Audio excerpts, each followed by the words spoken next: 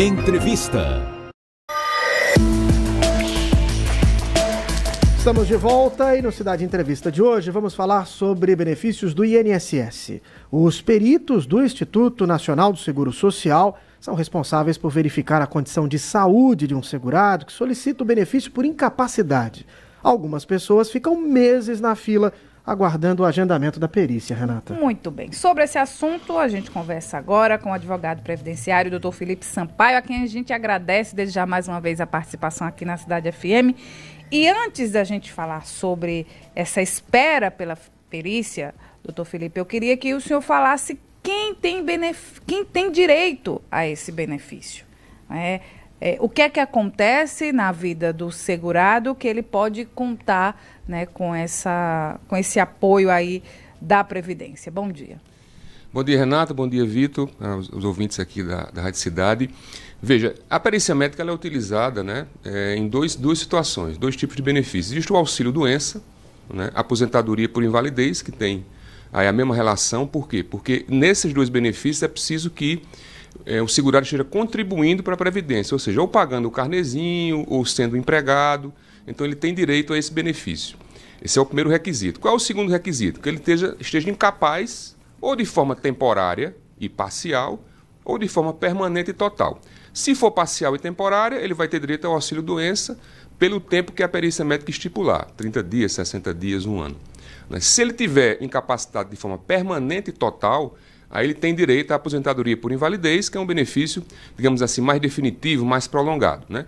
Para isso, ele precisa, como eu já disse, estar contribuindo e ter aí uma carência mínima, né, dependendo do caso. O que é carência? É o número mínimo de contribuições. Precisa pelo menos estar 1 ano contribuindo para poder ter esse direito. O outro tipo de benefício é o chamado LOAS, BPC-LOAS, né, conhecido pela maioria da população. Esse não há necessidade da contribuição efetiva, você precisa estar pagando o INSS, mas você precisa também estar incapaz. Só que essa incapacidade ela tem uma peculiaridade. Ela precisa ser por mais de 2 anos, é chamada incapacidade de longo prazo. Se você, por exemplo, tem um atestado de um afastamento de 6 meses, você não vai ter direito ao BPC-LOAS. Tem que ser pelo menos 2 anos. E o outro requisito é a questão da renda, a renda per capita, ou seja, a renda por pessoa que compõe ali a casa onde você mora, que tem que ser aí até 1/4 de salário mínimo.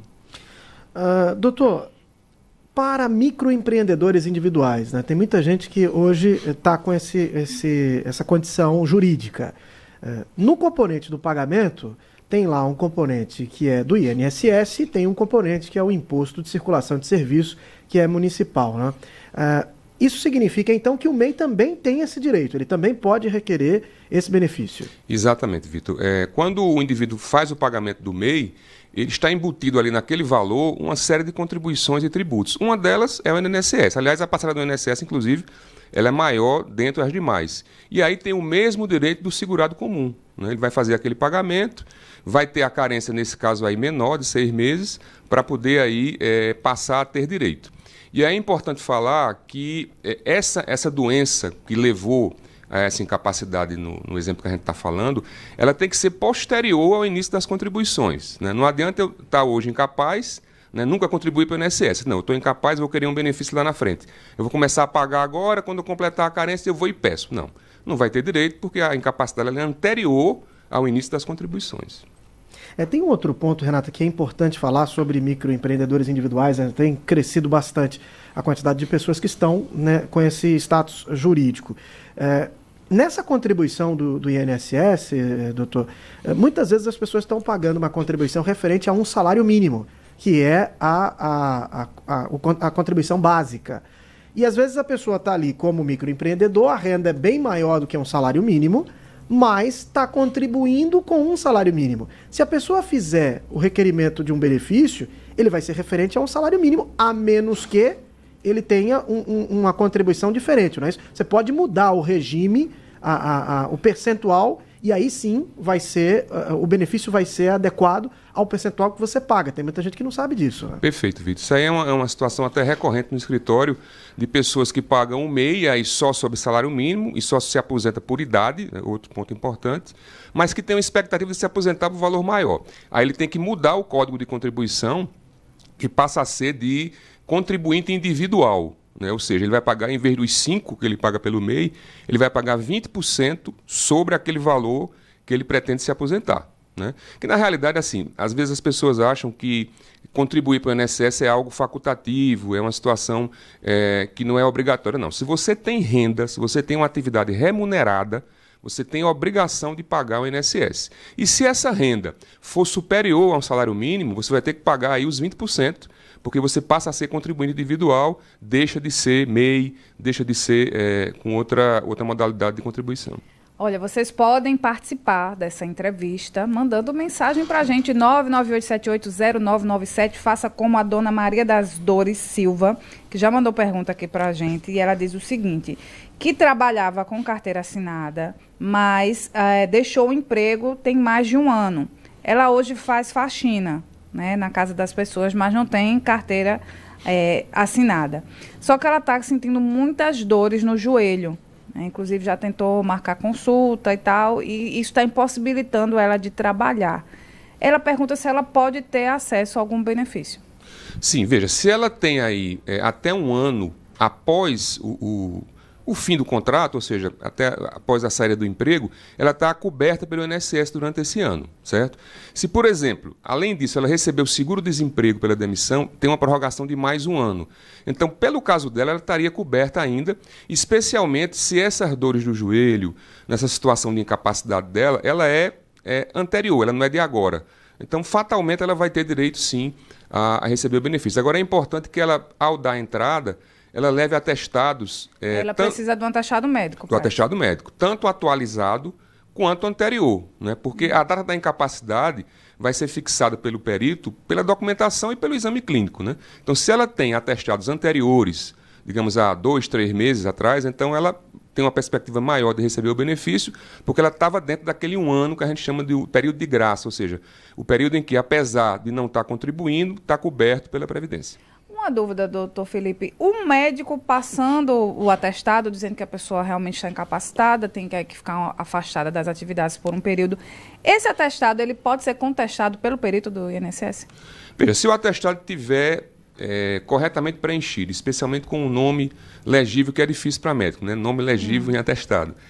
O CIRI da doença, o tempo de afastamento, né? E o CRM, com carimbo do médico, tiver tudo ok, não há como contestar do ponto de vista de ser algum tipo de fraude. Agora, o médico perito ele tem autonomia para discordar, né, daquele atestado, do que diz naquele atestado. Por quê? Porque ele vai fazer o exame médico, pericial, Ele faz um exame mesmo. Se for alguma coisa no joelho, por exemplo, vai pegar no joelho do beneficiário para ver se está funcionando direitinho. Vai fazer todo o exame clínico, né, os testes, para saber se realmente aquele atestado ele representa uma realidade. Porque, veja bem, é importante dizer que a doença em si não incapacita. É preciso que essa doença traga algum tipo de incapacidade. Às vezes a pessoa diz, doutor, eu tenho, para ser bem extrema aqui, eu tenho AIDS. A AIDS dá direito. Bom, se essa doença lhe dá uma vida normal que lhe permite trabalhar, não tem direito ao benefício. Se ela se incapacita de alguma forma, então sim, vai ter esse direito. Mas sim, é uma espécie de consulta mesmo, onde o médico perito vai avaliar até que ponto existe incapacidade naquele segurado. Eu tenho uma outra dúvida também, Renata, que é o seguinte, nós temos o Sistema Único de Saúde, né, e temos peritos do INSS, e a ausência de peritos faz com que essa fila fique muito grande. A pergunta é, por que os médicos do SUS não podem fazer, às vezes, desse perito? O que o perito, em especial, observa que o médico que atende a pessoa na ponta não conseguiria fazer? Porque já é difícil chegar ao médico do SUS e é mais difícil ainda chegar ao perito do INSS. Pois é, então, se você é atendido... aumenta, né? Eu entendo o seguinte, talvez a comprovação da incapacidade tal, né, seja algo que você precisaria provar. Mas quanto à existência da doença em si, o médico tem a condição de fazer isso. Quer dizer, se você já tem o atestado, você não teria necessariamente, bom, aqui na minha visão leiga, né? Não teria que passar necessariamente por um outro período, que também é um profissional médico, para confirmar o que o outro colega já viu. Na realidade, assim, a Perícia Médica Federal, ela é um órgão, inclusive, desassociado do INSS. Às vezes as pessoas pensam que o perito do INSS está ligado, do ponto de vista de funcional, à autarquia. Não, a Perícia Médica Federal é um órgão à parte. né? Então, é como você bem disse, o médico do SUS, aquele que dá o atestado ali na ponta, que faz a consulta no posto de saúde, ele tem uma visão, né? E por isso que ele dá o atestado afastando. Mas, né, o INSS, o perito do INSS, precisa confirmar isso com o seu exame clínico, o seu exame presencial, ou mesmo à distância, para poder validar essa situação. Ô, doutor, e eu queria usar um pouco aqui da experiência do senhor com esse assunto. Foi não. É claro, o senhor não é médico, mas será que não seria possível credenciar médicos que já atuam no SUS para que fossem também, exercessem também a condição de peritos? Porque aí o indivíduo poderia, no momento da atenção, já ser, até por regulação, encaminhado para esse profissional. Olha, o senhor já vai ser atendido pelo doutor fulano, que vai ter a condição de lhe tratar e também é credenciado perito e já pode dar encaminhamento à sua condição no INSS. Acho que isso poderia desafogar um pouco, desburocratizar. Eu acho que é possível sim, Vitor, né? Numa análise aí, digamos assim, mais aprofundada, poderia ser possível ampliar isso, né? Já o médico do posto de saúde, o médico do SUS, fazer esse caminhamento. Logicamente que isso teria que ter um controle muito grande, porque a gente sabe, especialmente no Brasil, que o número de fraudes, né, ao INSS é muito grande. Uhum. Então, isso poderia ampliar consideravelmente essa possibilidade de fraudulenta. Mas é uma ideia interessante. Muito bem. Vamos falar agora sobre a demora para ter acesso à perícia, né? Isso é tão antigo, meu Deus do céu. Infelizmente, Parece que não se resolve nunca. E a gente tem aqui um depoimento da Joselita Lima, né, que é doméstica, e ela está enfrentando essa dificuldade porque realizou uma cirurgia há pouco tempo. Vamos acompanhar o que disse a Joselita. Dia Rádio Cidade. Recentemente eu fiz uma cirurgia no joelho e fui à procura da entrada no meu auxílio doença, no INSS. Aí a moça disse que a perícia para fazer do INSS só em janeiro de 2026. E esses 2 meses de atestado que eu tenho, como é que eu fico sem receber? Tá aí, né, a preocupação da Joselita, né, que inclusive relatou para a gente que em um outro momento, né, há mais ou menos um ano, ela fez uma cirurgia e a perícia foi quase que imediata. Ela marcou pelo telefone 135, né, e agora, né, teve esse atraso, né, ela fez há mais ou menos um mês a cirurgia, vai ter que ficar 2 meses afastada do trabalho e a preocupação dela é realmente com o salário. Mas aí os patrões dela vão pagar o salário dela, lógico, não vão deixá-la, né, desamparada. Mas e se não fosse assim? Né? Ela teria que ficar sem o salário e ficar até esperando essa perícia que nem sabe se pode realmente acontecer em janeiro. Isso é a realidade de tanta gente, né, doutor Felipe? Isso é mais comum, infelizmente, Renata, do que se imagina. É o que a gente chama de limbo previdenciário, ou seja, é aquele momento em que o segurado passa a nem receber do empregador e nem receber do INSS. Né? O tempo de espera hoje está em média de 5 meses, né? De 4 a 5 meses para marcação de perícia, e isso tem sido bastante comum e causa um grande prejuízo para o empregador, que fica sem o empregado e não pode demitir, e logicamente por lei não pode, e especialmente para o segurado, que fica aí sem receber esse período na expectativa da perícia. Sobre esse ponto, é uma situação que a gente precisa alertar, que pode ficar até pior. Por quê? Porque no caso aqui da Joselita, né, ela deu entrada agora, digamos, possivelmente em agosto ou em julho, e só vai ter perícia em janeiro. A expectativa dela, quando fizer a perícia em janeiro, é que ela receba, né, desde agosto, desde julho, quando pediu. E às vezes o segurado, por desinformação, ele não leva os atestados antigos, da época, efetivamente, do acidente ou da época da incapacidade. Leva um atestado ali atual, próximo à data da perícia. Quando a médica perito ou o médico perito observa esse atestado, o que ele vai dizer? Ele vai dizer, não, você tem direito só a partir de agora de janeiro. Eu não vou lhe dar lá de julho, porque você não tem documentos anteriores. Então, é muito importante que o segurado tenha esse cuidado. Levar tanto atestados da época, né, da incapacidade, que gerou a incapacidade, como atestado atualizado, para evitar esse tipo de situação que, apesar da espera todinha, você vai ter outra decepção, não vai receber o período atrasado que você imaginava. Sobre esse caso de Joselita, às vezes também falta um pouquinho de informação. Hoje existe o que a gente chama de perícia à distância ou ateste médio. O que é isso? Quando os atestados, né, de incapacidade, o afastamento é até ali 180 dias, então é possível fazer a perícia documental, né?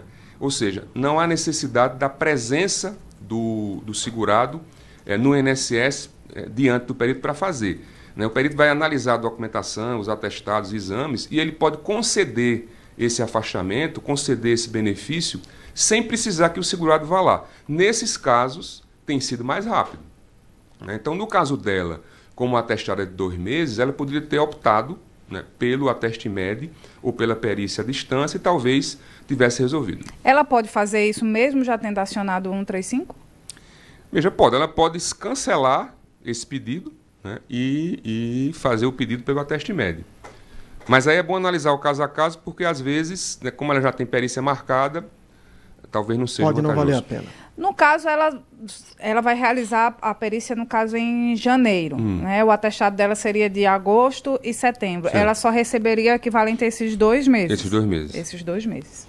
Olha só, a Cláudia Alcântara mandou mensagem para a gente aqui, está cumprimentando o doutor Felipe, e recebemos uma mensagem aqui, doutor, a pessoa não se identificou, mas está fazendo a seguinte pergunta. Diz que a mãe é boleira, está com um problema no cotovelo devido a movimentos repetitivos. Ela é autônoma, não paga o INSS. Parou as atividades, não faz mais bolos, tem quase 2 meses. Poderia passar por perícia? Veja, primeiro abraçar a minha amiga Cláudia Alcântara, né, nossa eterna conselheira federal aqui de Caruaru, dizer que nesse caso da boleira, como ela não contribui para o INSS ou deixou de contribuir há muito tempo, ela pode ter direito ao BPC-Loas. Só que essa incapacidade dela, como eu falei no início, ela tem que ser aí de pelo menos 2 anos, né? Porque a gente chama a incapacidade a longo prazo. Ela pode ter direito. E o outro requisito, né? Dentre a renda familiar das pessoas que moram com ela, quando a gente faz aí a divisão da renda, a soma da renda pela quantidade de pessoas, isso não pode ultrapassar aí o valor limite da lei, que a lei prevê, que é 1/4 de salário mínimo. Temos uma outra pergunta feita aqui pelo Davidson. Davidson é do Severino Afonso.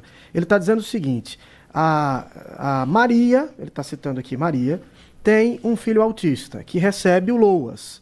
E ele quer saber se ela pode pagar o INSS como dona de casa ou se automaticamente, ao fazer essa contribuição, ela perderia o BPC-LOAS para o filho. Não, veja, se ela pagar sobre a contribuição na condição de facultativa, ou seja, o que é o segurado facultativo? É aquele que não tem renda, mas pretende se aposentar, né? Então, ele vai pagar sobre 5% do salário mínimo e aí vai poder, se for no caso de mulher, pagar 15 anos e se aposentar com 62 anos de idade. Nesse caso específico, o facultativo significa dizer que ela não tem renda. Se ela não tem renda, então não tem nenhum problema em relação ao BPC-LOAS do filho. Olha, o Fernando, ele diz o seguinte sobre essa história da demora na perícia. Ele diz que ele é MEI, né, e trabalha com bolo e tem uma pessoa, né, que trabalha com ele. Essa pessoa teve que ser afastada, também demorou para realizar a perícia. E só que sem essa pessoa ele não teria como dar continuidade ao negócio dele. E também não ia deixar essa pessoa desamparada. Ou seja, ele disse que teve que pagar essa pessoa para ela não ficar, ela estava doente, afastada, e não ia deixar ela sem o salário, e ainda teve que pagar uma outra pessoa, né? Então isso para o empregador também é um custo dobrado, né? Complicado, né? Um empregador aí que tem consciência, né? Agora, aí é uma pessoa, imagine várias pessoas numa empresa. Como é que fica, né? É verdade. Essa sensibilidade, tanto dos empregadores da nossa amiga que falou há pouco, quanto desse caso, ela é raríssima, né? O empregador, até porque ser pequeno, né, ele talvez tenha essa possibilidade, mas você bem disse, numa empresa grande, para pagar todo mundo tem a menor condição. Dobrado, uma folha dobrada, né? A folha atual e a folha de quem está afastado, né? Essa realidade aí, ela é um percentual muito pequeno, assim, no caso de o empregador ter essa sensibilidade. A grande maioria, infelizmente, o segurado, o empregado, ele fica nesse limbo aí e não recebe nem de um lado nem de outro. Muito bem, ainda sobre a perícia, né, a questão da demora, o ministro da Previdência, Wonner Queiroz, né, ele falou essa semana sobre a contratação de novos peritos, principalmente para atuar aqui em Pernambuco. Vamos ouvir novamente. Olá, ouvintes da Rádio Cidade. Hoje é um dia importante para quem espera uma perícia médica no INSS. Depois de 15 anos sem novas contratações, o governo do presidente Lula realizou um novo concurso para perito médico federal. E nesta quarta-feira, dia 30 de julho, nós começamos a nomear 500 novos peritos que vão atuar em agências de todo o país. E o foco foi nas regiões que mais precisam, especialmente o Norte e o Nordeste, que terão um grande reforço no atendimento. E Caruaru está na lista das cidades beneficiadas. Vamos ter mais agilidade nas perícias, menos filas e mais justiça para quem depende do INSS. Para saber mais, é só acompanhar os canais oficiais do Ministério da Previdência Social. Um forte abraço, direto de Brasília, para minha terra querida. Muito bem, tá aí, né, o ministro da Previdência, Wagner Queiroz, sobre esse acréscimo aí no número de peritos. Você tem uma ideia de qual é o déficit, doutor Felipe? Aqui em Caruaru, na região? Veja, hoje a gente tem atuando aqui na área de Caruaru cerca de 15 peritos, né? Eu acredito que pelo menos o dobro disso para a gente poder ter um equilíbrio aí, essa fila de espera ficar zerada, né? Dentro, ou seja, uma perícia ser marcada aí entre 15 e 30 dias. Como é que é esse processo? O senhor tem conhecimento, doutor? Como é que um médico se credencia para ser perito? Se tem muita burocracia? Se a gente tem demanda, de repente pode ter muito médico que poderia ser perito, que tem interesse, mas por uma questão burocrática não firma o acordo. Na realidade, concurso público, né? É concurso, então. Foram, salvo engano, 1.200 inscritos. Salvo engano, não tenho esse número com certeza. Não é? E aí foram selecionados 500 peritos, né? Nomeados 250 agora. Mas no total dos 500, a expectativa é que Pernambuco seja contemplado com cerca de 39 profissionais, né? Para a maioria das cidades que tem, logicamente, a agência da Previdência Social em Pernambuco. Doutor Felipe, o senhor está há quanto tempo atuando nessa área? Eu estou nessa área desde 2004, então... 21 anos. 21 anos. Qual é a avaliação que o senhor faz do nosso sistema previdenciário no momento? O que é que o senhor vem acompanhando, né, desses 20 anos de histórias, né, que o senhor acompanhou aí? É realmente um martírio, um sofrimento precisar do INSS? Na realidade, essa situação que é de hoje, Renata, ela vem de muito tempo, né? E, logicamente, quando aumenta essa gama de contribuintes que a cada ano ingressa na Previdência Social, seja por autônomo, pagando seu carnê, MEI, como empregado, né? E o número de servidores, né, de uma forma geral, e dos peritos também de forma mais específica, não acompanha esse crescimento, logicamente que a gente vai tendo uma demanda reprimida maior, né? E, consequentemente, a devolutiva, né, a entrega do serviço da Previdência Social vem piorando. E a gente tem um sistema previdenciário que, ao longo do tempo, vem passando por uma série de reformas, né? A gente teve aí várias reformas nos últimos anos que sempre tende a piorar, ou seja, a prolongar o tempo de aposentadoria. Então, e aí, agravado por dessa questão de fraudes, né, que piora ainda mais, essa última aí, que é totalmente fora da curva, né, porque as fraudes, o déficit da Previdência Social, que se diz, se refere àquela questão da balança, né, tem menos gente contribuindo e a Previdência paga mais. Aí já vem um caso como esse. Aí vem um caso desse que piora, né, porque embora a fraude tenha sido cometida pelas associações, o INSS é que está bancando, né, porque a associação foi embora, fugiu com dinheiro, sei lá, desapareceu, fechou. E aí, quando não há essa responsabilidade dessas entidades associativas, o INSS está pagando e é mais dinheiro do governo desviado ali, né, entre aspas, para cobrir esses benefícios. Então, infelizmente, a situação ela é de instabilidade. A gente vive aí, talvez, na iminência de ter nova reforma para aumentar a idade mínima, porque sempre tem essa questão, né? Quando tem déficit, o déficit chega ali no limite, então vamos tirar do servidor, vamos tirar do segurado. E não ter outras medidas, como, por exemplo, buscar cobranças, né? Hoje, nós temos empresas aí devendo bilhões à Previdência e não há um sistema de cobrança efetivo para isso, né? E outras medidas que poderiam ser tomadas, um combate mais efetivo às fraudes, muita gente recebendo benefício sem ter direito, entendeu? Então, e quem tem direito penando para receber. É um paradoxo. Pois é. Temos um minutinho, doutor. Só trazer aqui um cumprimento ao senhor, feito pelo Saulo Amazonas, falando sobre a competência do senhor e parabenizando pela participação aqui. E a pergunta feita pela Claudinete, que é agricultora. Ela diz que tem hérnia de disco e gostaria de saber se tem direito à aposentadoria. Abraçar Saulo Amazonas, nosso corregedor-geral da OAB de Pernambuco, e amigo pessoal também. No caso de Claudinete, ela é aquilo que eu falei no começo, Vitor. A doença em si, ela não necessariamente dá o direito. É preciso que essa doença seja incapacitante. Eu imagino que, logicamente, para um agricultor, né, que se esforça muito, que exige esforço no trabalho, uma hernia de disco está incapacitando. Ela vai ter direito, mas ela precisa comprovar que, pelo menos nos últimos 12 meses, ela, antes, logicamente, de se afastar por conta da doença, ela tenha efetivo trabalho rural. Porque o segurado especial, que é o agricultor, que é o pescador, por exemplo, ele não paga a previdência, ele não desembolsa o valor, né? A contribuição dele, entre aspas, é o trabalho efetivo na agricultura, é o trabalho efetivo na pesca. Então ela tem que comprovar pelo menos esses 12 meses, que é o que a gente chama de carência, né, com atestado médico afastando ela do trabalho, e aí vai submeter a perícia médica para avaliação.